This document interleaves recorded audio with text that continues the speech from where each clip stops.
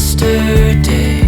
There was sun and there was rain, beauty in the mundane. Hi everyone, welcome back to my channel. My name is Hannah Olson. If you're new here, I live in southern rural Minnesota with my husband and our 2 kids. We have a 3-year-old daughter and an almost 1-year-old son. Today we are making something called a galette. I hope I'm pronouncing that right. But I got really into galettes several years ago and I brought them to family events and even researched and experimented with galette recipes of my own. By the way, a galette is kind of a free-form tart, which is perfect for those of us who don't want to be perfectionists about dessert. We just want to make it look rustic and pretty and then dig in. We're making a caramel apple galette today because I have leftover caramel syrup in my fridge from the last recipe video that I did, which I can link below for you too, but I need to use up that caramel syrup and I have 3 Granny Smith apples left over, so we're going with that caramel apple theme today, despite the snow that is currently falling outside of my kitchen window.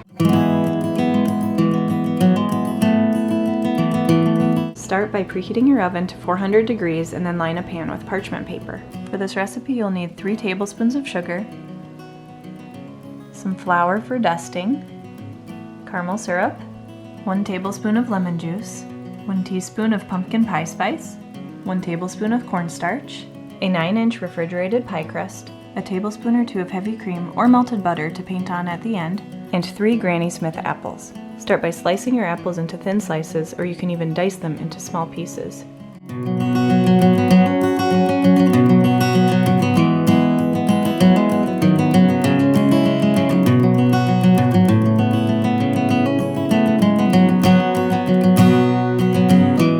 Now we're going to mix the apple slices with the sugar, lemon juice, pumpkin pie spice, and cornstarch. And again, you'll need 3 tablespoons of sugar, 1 tablespoon of lemon juice, 1 tablespoon of cornstarch, and 1 teaspoon of pumpkin pie spice.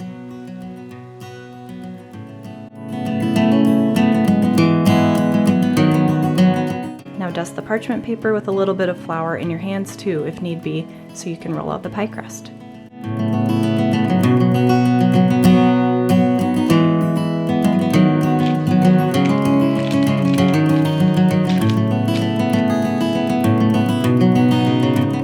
Now we're going to carefully pour the apple mixture into the center of the galette, being sure to leave a couple inch border of crust around the filling.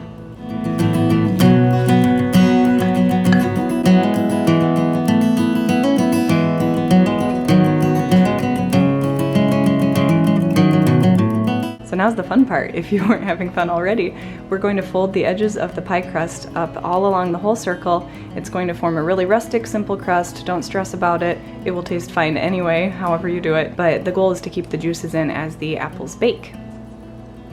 I'm just going to add more flour to my hands too to make it easier to work with the dough.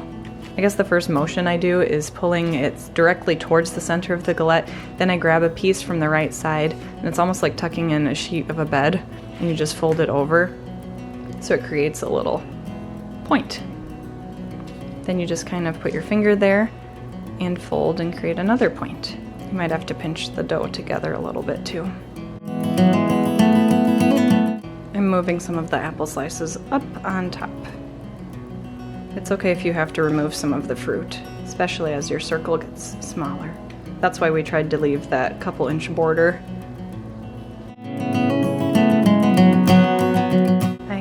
To remove just a little bit of the apples. It's kind of a trial and error thing. I think 3 apples is a good amount. 2 would have been fine too, but I did want it to be a tall galette, you know, like a pile in the middle. Okay, we're getting close to the end here. This is where you just have to work with it. Sometimes it'll just conclude nicely here, but I kind of have a long portion with no fold, so I'm going to try to work in one final fold.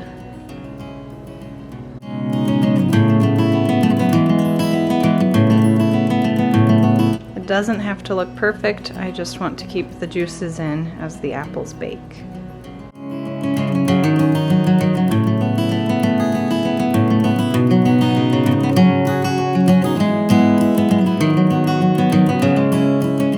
And now we're just finishing up with the crust. We're going to paint it all along the outside here with the heavy cream, or you can use melted butter.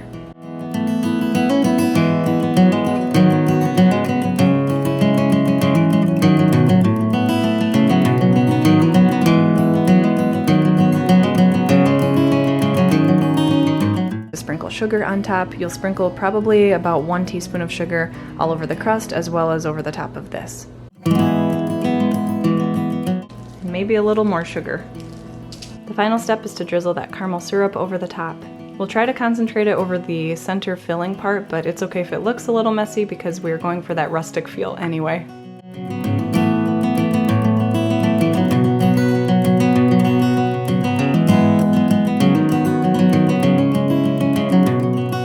It'll bake for about 30 minutes, but you'll want to keep an eye on it so the crust doesn't burn, but you do want the crust to be a nice golden brown. Just got it out of the oven and it smells so good. I had it in for about 28 minutes. So you like it? Yeah.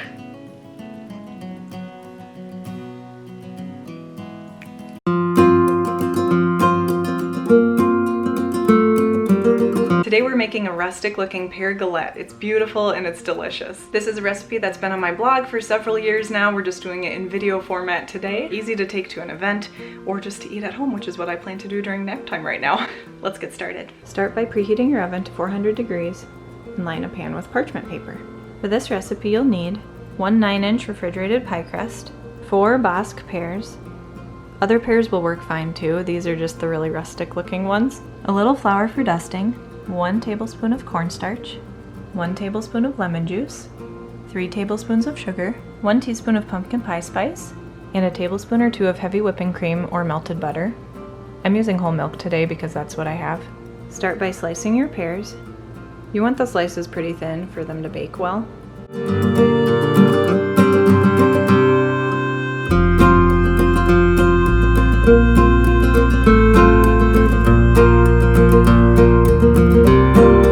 Next, in a medium-sized bowl, you'll mix the pear slices, cornstarch, lemon juice, sugar, and pumpkin pie spice.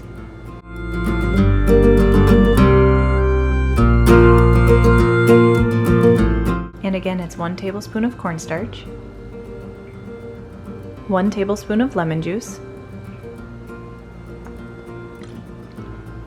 3 tablespoons of sugar, and 1 teaspoon of pumpkin pie spice. You'll notice I'm measuring twice here because I'm using a half teaspoon measure because it fits in my spice jar. But that's 1 teaspoon of pumpkin pie spice, and stir that up.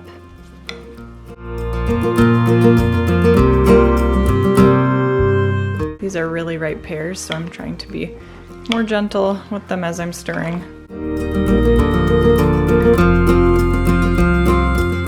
Alright, let's set that aside as we get our dough ready. For this part, you'll want to dust the parchment paper a little bit with flour, as well as your hands with that flour because it'll make it easier for you to work with the pie crust. We'll roll out the pie crust carefully.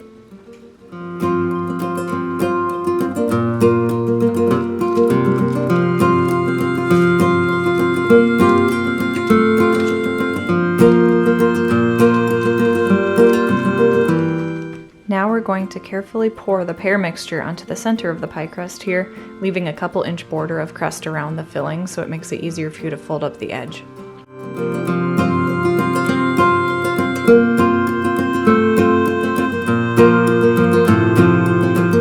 To start the crust, I pull up a portion right here, then I hold this down and fold it over from the right side. That's just the motion I'm used to.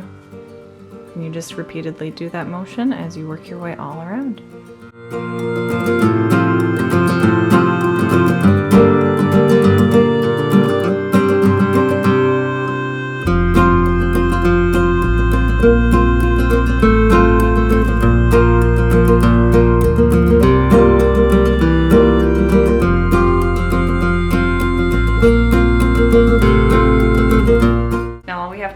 Paint the crust with whipping cream. I'm using whole milk today because that's what I have, and then we'll sprinkle a teaspoon of sugar all over the top.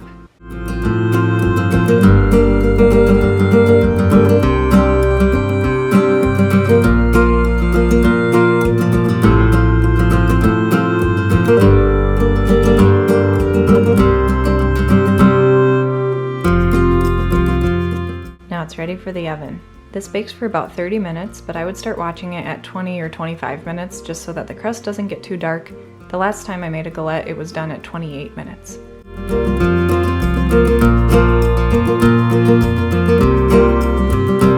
That's it for today's video. Thank you so much for watching. I hope you enjoyed seeing some fall recipe inspiration here. Please give this video a thumbs up and please subscribe to my channel. I'm so glad you're here and I hope you're having a wonderful day wherever you're at, and I will see you in my next one.